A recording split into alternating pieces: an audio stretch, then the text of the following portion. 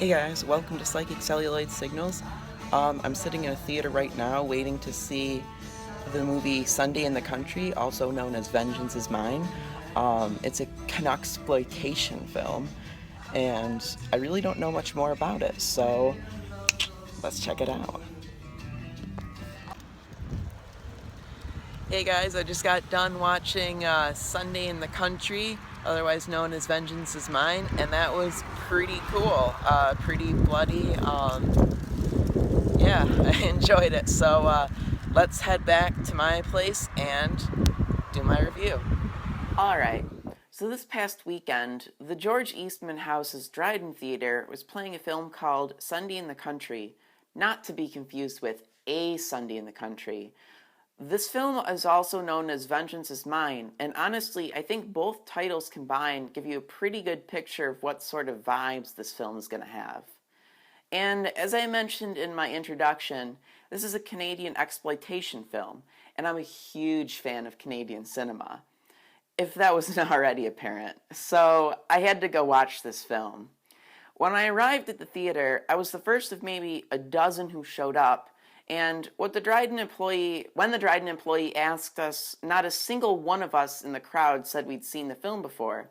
Despite the fact that this film stirred up a bit of controversy in the Canadian media upon its release, it looks like it's largely faded into obscurity. The film itself looks beautiful, projected on a 35mm film, and it was chock full of imagery reminiscent of a beautiful Sunday in the rural North America. And blood. There's some blood as well. Not as much for today's standards, and it didn't really need it, honestly. What was disturbing was not what you were seeing visually, but what you were seeing happen to the anti-hero's behavior. This movie starts off a bit slow, but it does this well, taking its time setting the scene, and, more importantly, giving us a solid understanding of the personalities of the characters in the film. When our anti-hero, played by Ernest Borgnine, is confronted by homicidal criminals on his own farm, he starts to become something horrifying himself.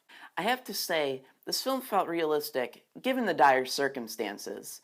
One of the greatest things was that all of the characters being terrorized by the criminals reacted differently, and butted heads deciding how to respond, to the point where there was probably more conflict between them than there was between the farmers and the criminals. I wasn't sure how I felt about the ending at the theater. It's one of those abrupt endings that makes you really think about what you saw. After reflecting on it for a couple days, I can say I enjoyed the ending of the film and the film as a whole. It certainly isn't the best exploitation film to come out of Canada, and it could have been packed with more stuff happening during the runtime, I suppose.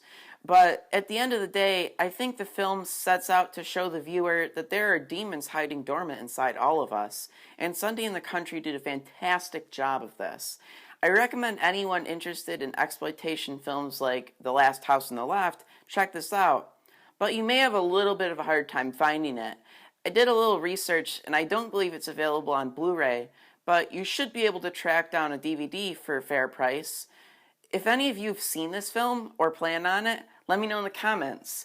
Take care, guys, and thanks for watching.